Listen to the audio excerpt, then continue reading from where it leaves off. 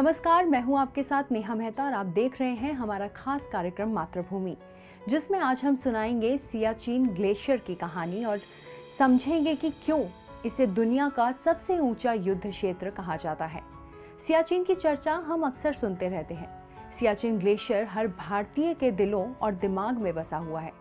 ये एक ऐसा इलाका है जहां से न सिर्फ भारतीय सेना की भावनाएं जुड़ी हैं, बल्कि ये हमारे स्वाभिमान का भी एक प्रतीक है। इसी सियाचिन ग्लेशियर पर भारत ने पाकिस्तान का युद्ध लड़ा था। यहाँ की विश्वासघाती जलवायु और अमानवीय परिस्थितियों ने इसे विश्व का सबसे कठिन जगहों में से एक बनाया है। सियाचिन को दुनिया भर में लोग सबसे ज्यादा ऊंचाई पर बने युद्ध स्थल के तौर पर जानते हैं।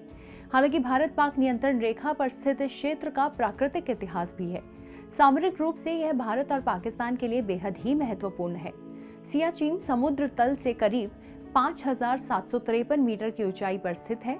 कश्मीर के क्षेत्र पर भारत और पाकिस्तान के बीच विवाद भी है। दोनों देशों की सेनाएं यहां पर अक्सर तैनात रहती हैं।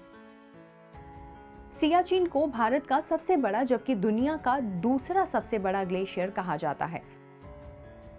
सियाचिन की चर्चा वैसे तो भारत पाक युद्ध की वजह से ही होती है, लेकिन आपको यह बात भी जाननी चाहिए कि इसका नाम कहां से आया।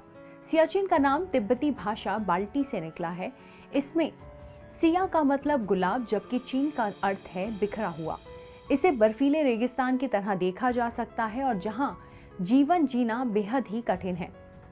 यहाँ चारों तरफ बर्फ ही बर्फ है। भारत और पाकिस्तान के कई सैनिक अब तक यहाँ इस बर्फ में दबकर अपनी जान गंवा चुके हैं। इसलिए इस बेहद अहम ग्लेशियर को मौत की घाटी भी कहा जाता है। सियाचिन के एक तरफ पाकिस्तान की सीमा है तो दूसरी तरफ चीन की सीमा है। भारत को इन दोनों देशों पर नजर रखने के लिए क्षेत्र में अपनी सेना को तैनात रखना बेहद जरूरी रहता है। कहते हैं कि सियाचिन में पानी गर्म करना भी अपने आप में बेहद ही कठिन काम है। इसके अलावा यहाँ दृश्यता शून्य होती है। इसका मतलब साफ है कि आप सामने की ओर स्पष्ट रूप से बिल्कुल नहीं देख सकते हैं। खुद को सुरक्षित रखने के लिए सैनिक एक दूसरे को रस्सियों से बांध लेते हैं। यहाँ का तापमान माइनस में ही रहता है और यहाँ तैनात रहने वाले जवान अपने आप को दुनिया से थोड़ा अलग थलग पाते हैं। यहाँ पानी पीने तक की समस्या है और तैनात रहने वाले जवानों को पानी पीने के लिए बर्फ को पिघलाना पड़ता है। इसके अलावा यहाँ तैनात रहने वाले जवानों को खाने के लिए सूखे मेवे दिया जाते हैं। ऐसा इसीलिए क्योंकि इसे खाने के लिए पिघलाने की जरूरत नहीं होती है। कड़ाके की ठंड और ऑक्सीजन की कमी की वजह से इंसानों पर इसका नकारात्मक असर भी पड़ता है। यहाँ तैनात जवान ठीक से अपनी नींद तक नहीं सो पाते हैं, जिसकी वजह से उन्हें कई समस्याओं का सामना करना पड़ता है। नियमित इस्तेमाल के लिए हमेशा स्टोव पर पानी रखा ही रहता है ताकि वह जमे नहीं। सियाचिन विवाद। सियाचिन में भारत और पाकिस्तान की सेना आमने सामने रहती है।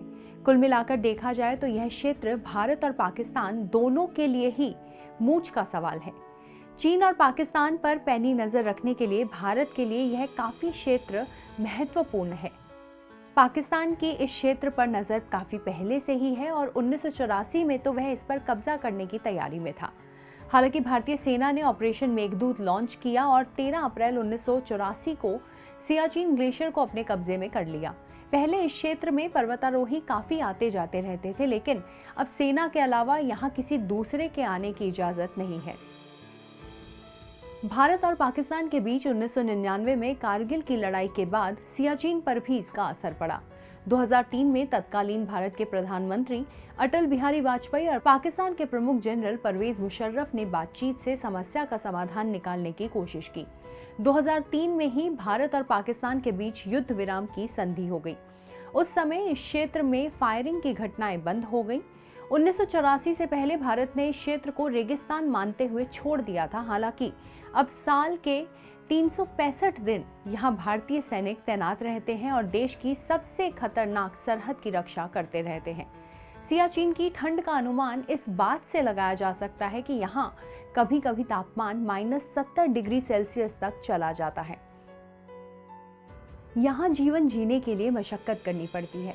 कहते हैं कि भारत और पाकिस्तान के बीच आपसी लड़ाई से जितने सैनिक नहीं मारे गए हैं, उससे ज्यादा ऑक्सीजन की कमी और हिमस्खलन की वजह से मारे गए हैं। एक अनुमान में तो दावा किया गया है कि भारत और पाकिस्तान के अब तक 2500 से ज़्यादा सैनिकों को यहाँ अपनी जान गंवानी पड़ी है।